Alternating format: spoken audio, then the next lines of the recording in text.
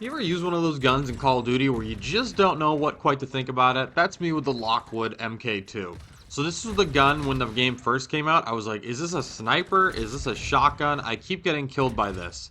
So I was really curious as to use it myself, and I really don't know how to feel about it. Again, this is all a little different because I am playing Shipment, so it just plays a little different. Maybe if I was using this gun in a different kind of map, I'd feel a little bit of a different way, but I don't think so. So my initial thoughts about this gun is, for some reason I was doing better with no attachments at all. And I know that's kind of how the game can work sometimes because all the negatives of putting on attachments.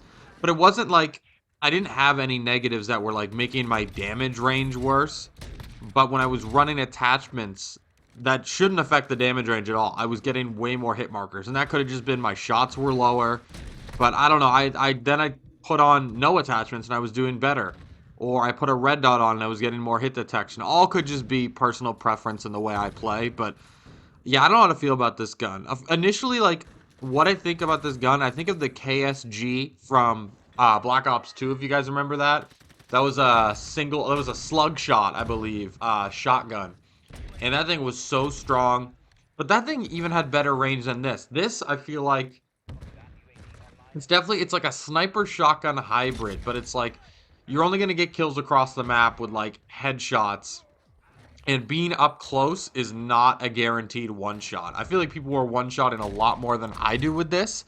You definitely do it a lot of the times, but like when people like rush me up close, it's almost never a one shot. And I think that's because like this gun, someone's probably done the science and the bullet detection of it, but I feel like you need to hit them upper chest or headshot to get a one-shot kill, whereas other guns like this in the past, like even you get them like above the waist, I feel like it'd be a one-shot kill, like with a shotgun.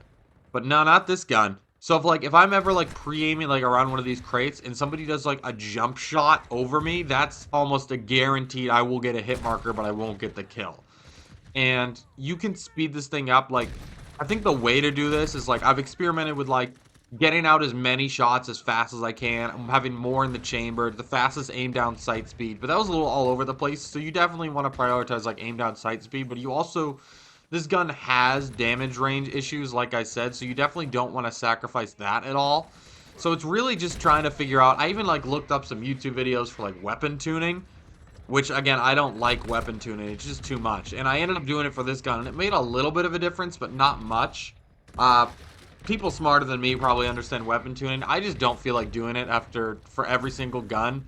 And to me, it's like, well, what's the point of even having guns that do certain things better anyway? Obviously, weapon tuning won't change a gun entirely, but like to me, it's like what's the point? Obviously, I would like all guns to be usable, which this game does a pretty good job of most guns being pretty good. Um, but weapon tuning can like change the complete ways of certain guns, and I don't like that. So I probably will not experiment with weapon tuning that much in this game. I'm also just lazy. Like if I'm doing well enough without it, I'm not gonna put it on. With guns like this, where I'm like, okay, clearly I'm missing something because everyone else loves this gun and I struggle with it, I'll try. So I did do some weapon tuning. It wasn't a lot. Like I didn't really focus on like recoil because it's a single shot. I'm mostly doing like aim down sight speed and damage range. And I definitely noticed like putting the slider a little bit more towards the damage range helped. And I remember people saying like these aren't linear lines. So like just because you put something all the way to the left or all the way to the right doesn't mean you're making that as good as possible. So I definitely don't know how to do that on my own. So I watched a video or two and kind of understood it, but not really. I don't know. What do you guys think about weapon tuning? Between how many attachments there are and how much weapon tuning there is, it's just like I'm gonna sound like an old guy yelling at clouds. And I was like, I miss the days of like one or two attachments or like the pick 10 system. I'm curious as to like what their reasoning behind it is. The weapon tuning, is it just so every single, because I think most decisions are made based on skill-based matchmaking and casuals and making them return more to play. So I'm wondering if the weapon tuning is just so any kind of playstyle or gun a casual would have, you can make it a certain way. But then again, I feel like a casual wouldn't really like experiment with that stuff very much. I think they kind of just pick what they pick and go with it. Like I play Call of Duty a lot. I've played it since I was, I don't know, like 12, 13. And I don't even mess with it. So I'm wondering how much like an actual casual player was. So I'm really curious as to their mindset. Christmas is coming, so they released this. It's either called Ship House or Shipments. I forget what it's called. It definitely has ship in it. Uh, what is it called? Is that what it's called? Whatever.